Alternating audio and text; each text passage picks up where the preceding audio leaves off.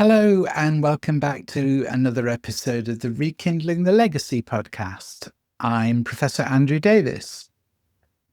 And I'm Dr. Juhi Gupta, and together we are here to retell the stories of some of the heroic women who fought for their freedom against all the odds and made India the nation it is today. This podcast comes to you from the Inclusive Futures Foundation. You can find out more about us online at theinclusivefuturesfoundation.com. But we're an Indian-based NGO that works on education, environment, healthcare, culture, and the rights of women and children. Do visit us online and learn more about our exciting work. Many thanks to you for joining us on what we hope will be an inspirational journey through the lives and experiences of some of the underestimated, often unacknowledged, pioneering women who shaped Indian history. And today, Jihi, we are meeting a Dalit woman who stepped away from commanding a battalion to become a one-woman army working against the British Empire. Uda Devi. Yes, let's learn how a woman from the margins of society became one of the most effective warriors in India's first war of independence. Uda Devi was born into a Dalit family in a small village in Awadh, which is now in Uttar Pradesh. In 1857 India, being born Dalit meant you were at the bottom of the social hierarchy, considered untouchable by the upper caste, denied access to temples, schools, and most forms of social advancements. For a Dalit woman, the restrictions were even more severe. But Uda Devi had something that no social system could take away from her: courage and a burning sense of justice. Even as a young woman, she could sense the anger building among ordinary Indians against British administration. She saw how the British were not just ruling India, but systematically destroying its social fabric, its economy, and its people's dignity. Uda married Uda Pasi, who was a soldier in the army of Begum Hazrat Mahal. This is an important insight because Begum Hazrat Mahal was one of the key leaders herself in terms of the 1857 rebellion in Awadh. She was, if you remember, the wife of the last Nawab of Awadh and became a powerful resistance leader when the British annexed her kingdom. So through her husband's connection to Begum Hazrat Mahal's court, Uda Devi gained access to the resistance movement.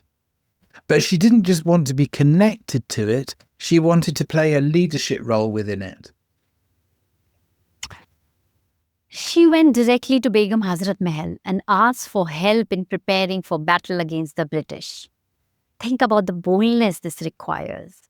Here was a Dalit woman approaching one of the most powerful Muslim noblewomen in India, asking not for charity or protection, but for the opportunity to fight.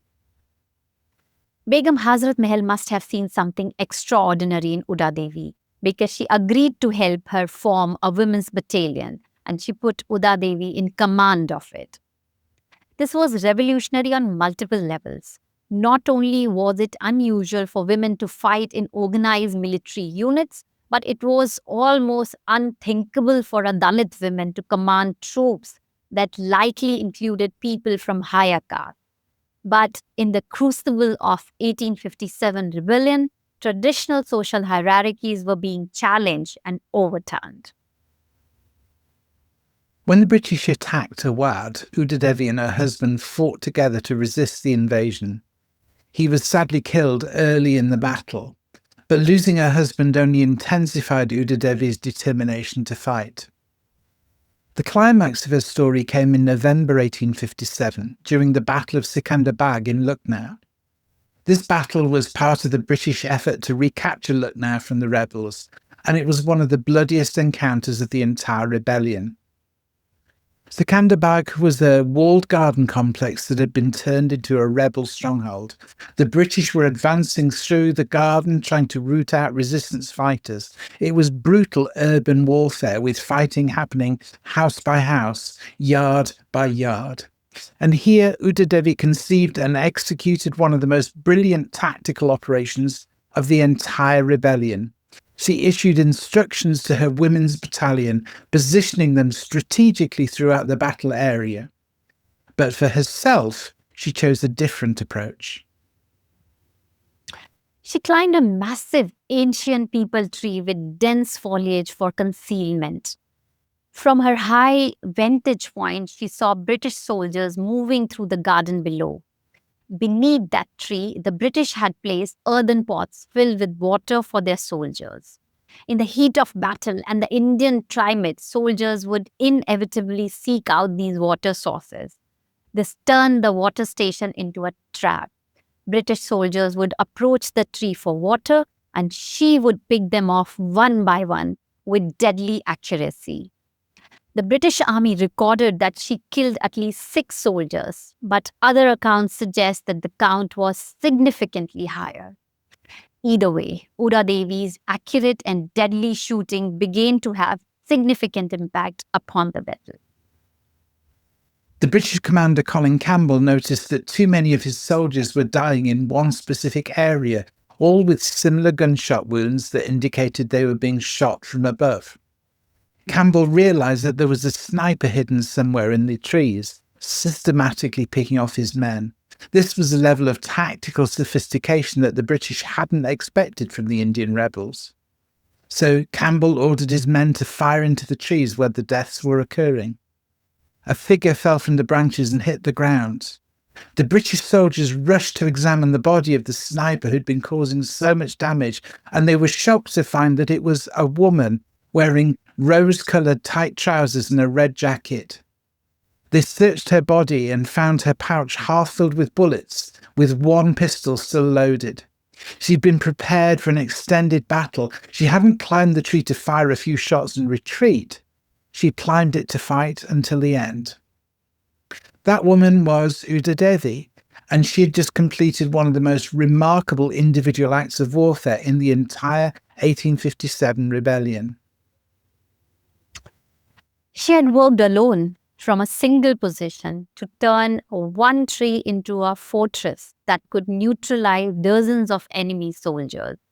She had identified a tactical weakness in the British position, their need for water, and exploited it with devastating effectiveness.